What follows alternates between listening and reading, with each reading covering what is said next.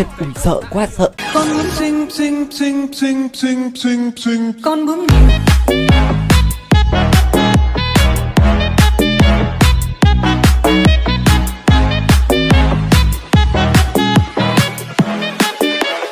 trẻ tuổi dư tiền bạn trai giỏi miệng độc ác mấy cái đâu cũng một fuck with the cookie motherfucker like me.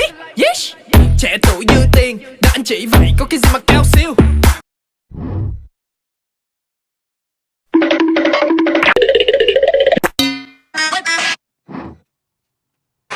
รายการต่อไปนี้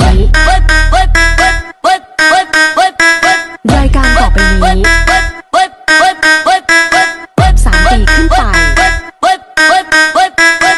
รายการต่อไปนี้ is better than better than sex.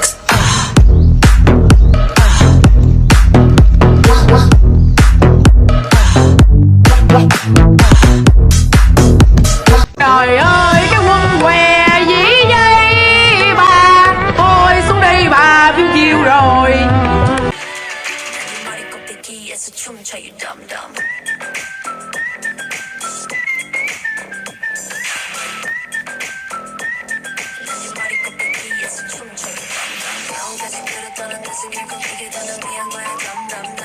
Thì còn chẳng chờ chi nữa, hai mình bên nhau nhưng không ai nói thành đôi.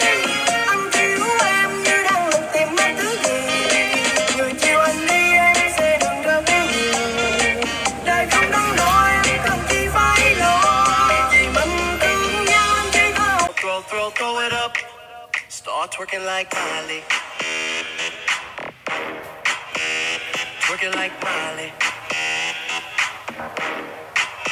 Start twerking like Miley.